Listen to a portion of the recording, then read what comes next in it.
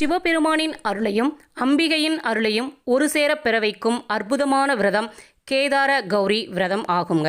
இது இந்த வருஷம் 2025 அக்டோபர் 20 2025 மாலை 4:15 மணி முதல் தொடங்கி இன்று, அதாவது அக்டோபர் 21 2025 மாலை 5:48 வரை நீடிக்குதுங்க. இந்த விரதம் காலையில், அதாவது இன்றைக்கு அக்டோபர் 21 2025 காலையில் 7 மணிக்கு தொடங்கி 8:45 வரைக்கும் இருக்குது. அதே மாதிரி அப்படி அந்த விரதத்தை அப்போக்குள்ளே ஆரம்பிக்க முடியல அப்படின்னா 10:40 முதல் 11:40 வரைக்கும் இந்த விரதத்தை நீங்கள் ஆரம்பிக்கலாம். இது தம்பதியினுடைய உறவுகளை பலப்படுத்தக்கூடிய விரதம்.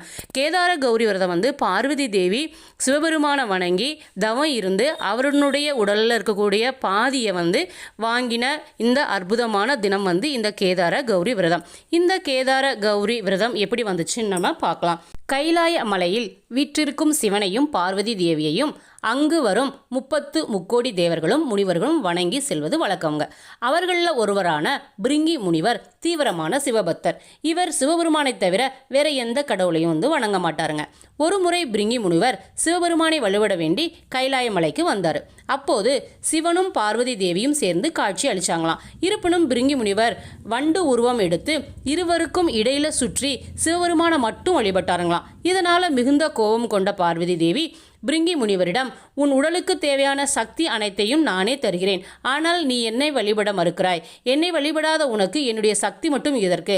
அதனால சக்திக்கு தேவையான ரத்தம், நரம்பு, சதை போன்றவற்றை எனக்கு திருப்பி கொடுத்துரு அப்படின்னு சொல்லி கேட்டாருங்களாம்.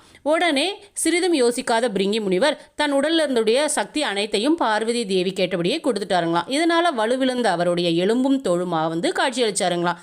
அவர் நிற்க முடியாமல் கீழே விழுந்து நிலை தடுமாறிட்டாருங்களாம். இதை கண்ட சிவபெருமான் மனமிறங்கி பிரிங்கி முனிவருக்கு கைத்தடி ஒன்றை வழங்கினாருங்களாம். இதனால் கோபம் கொண்ட பார்வதி தேவி, என்ன மதிக்காத பிரிங்கி முனிவருக்கு நீங்கள் உதவி செய்யலாமா அப்படின்னு சொல்லிட்டு கைலாயத்தை விட்டு வெளியில் வந்துட்டாங்களாம். பின்பு பூலோகம் வந்த பார்வதி தேவி பல வருடங்களாக மழையின்றி வறண்டு காணப்பட்ட நந்தவனம் ஒன்றுக்கு இருந்தாங்களாம். பாலைவனம் போல காட்சியளித்த அந்த இடம் பார்வதி தேவி வந்ததும் பூக்கள் பூத்து சோலைவனமாக மாறிடுச்சுங்களாம். அப்போது அங்கு வந்த வால்மீகி முனிவர் பார்வதி தேவியை தன்னுடைய ஆசிரமத்துக்கு அழைச்சிட்டு போனாங்களாம்.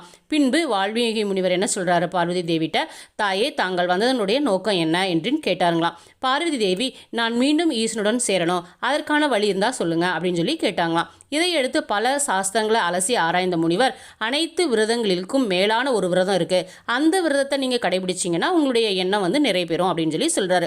கேதாரீஸ்வரர் நோன்பு என்ற விரதத்தை பார்வதி தேவிக்கு அழகாக விளக்கி சொல்கிறாரு. முனிவர் கூறியபடி பார்வதி தேவி அந்த விரதத்தை தவறாது கடைபிடிச்சிட்டு வந்தாங்களாம். இவ்வாறு விரதத்தை கடைபிடித்த 21வது நாள் தேவகணங்கள் சூழ சிவபெருமான் பார்வதி தேவிக்கு காட்சி கொடுத்தாருங்களாம். அதன் பின்பு சிவபெருமான் தன்னுடைய இடபாகத்தை பார்வதி தேவிக்கு அழிச்சிட்டாருங்களாம். அர்த்தநாரீஸ்வரராக கைலாயத்துக்கு திரும்பினாருங்களாம். இவ்வாறு பார்வதி தேவி கடைபிடித்த விரதம் என்பதால் இந்த விரதம் கேதார கௌரி விரதம் என பெயர் பெற்றுச்சுங்களாம். கேதார கௌரி விரதத்தை வீடுகளிலோ அல்லது கோவில்களிலோ மேற்கொள்ளலாம். சிவனின் அருளையும் அம்பிகையின் அருளையும் ஒரு சேர பெற வைக்கும் மிக அற்புதமான விரதம் இதுங்க. கேதார கௌரி விரதம் ஆண்டுதோறும் புரட்டாசி மாதம் சுக்லபக்ஷ தசமி திதியில் தொடங்குகிறதுங்க. விரதம் இருப்பவங்க தினமும் அதிகாலையில் எழுந்து குளிச்சுட்டு வீடெல்லாம் சுத்தம் பண்ணிட்டு சிவபெருமானை பூஜிக்கணுங்க. விரதம் தொடங்கும் நாளில் கலசத்தை 21 நூல் கொண்டு 21 முடிச்சுக்களால் சுற்றி அமைத்து அதை சிவ பார்வதியாக நினச்சி வழிபடணுங்க. பார்வதி தேவி 21 நாட்கள் விரதம் இருந்ததுனால பூஜையின் போது 21 அப்படிங்கிற எண்ணிக்கையில் பழம், பாக்கு, வெற்றிலை, பூஜை பொருட்கள் எல்லாம் வச்சு நம்ம வழிபட்டால் மிகவும் சிறப்பு. விரதம் முடியும் நாளில் நோன்பு கயிற்றை ஆண்கள் வலது கையிலும் பெண்கள் இடது கையிலும் கட்டிக்கலாங்க. பின்பு 21 வகையான காய்கறிகளால் ஆன உணவுகளை சமைச்சு நம்ம விரதத்தை முடிப்பாங்க. கேதார கௌரி விரதமானது பாரம்பரியமாக 21 நாட்கள் கடைபிடிக்கப்படக்கூடிய ஒரு விரதமாக அமைது.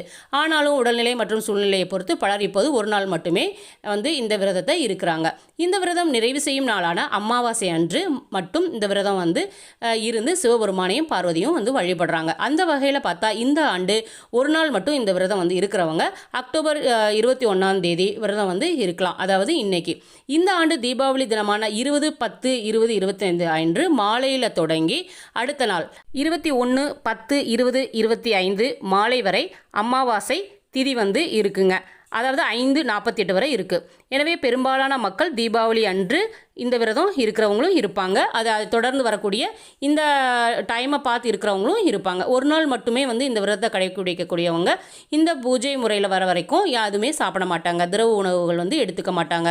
தொடர் விரதம் இருக்கிறவங்க ஒரு வேளை மட்டும் உணவு எடுத்துக்குவாங்க, இல்லை 2 வேளை திரவ உணவுகளை மட்டும் எடுத்துக்குவாங்க. அவங்களுடைய உடல் சூழ்நிலைக்கு தகுந்த மாதிரியாக அவங்க அவங்களுடைய விரதங்களை இருக்கிறாங்க. இப்படி இந்த கேதார கௌரி விரதத்தை இருந்து நீங்களும் சிவபெருமானுடைய அருளையும் பார்வதியினுடைய அருளையும் பெறுங்க. அது இல்லாமல் குடும்பத்தில் கணவன் மனைவி இருவருக்கும் ஒற்றுமை இல்லாதவங்க எல்லாம் இந்த விரதம் இருந்தால் கணவனும் மனைவியும் மிகுந்த அன்போட எப்படி சிவபெருமான் அவருடைய உடம்புல பாதி பகுதியை பார்வதி தேவிக்கு தந்தாரோ அதே மாதிரி கணவன் மனைவி இருவரும் மிக அந்யோன்யமாகவும் அவங்களுடைய உறவுமுறை ரொம்பவும் நல்லதாகவும் பலப்படுத்தப்பட்ட ஒரு உறவுமுறையாகவும் அமைவுங்க.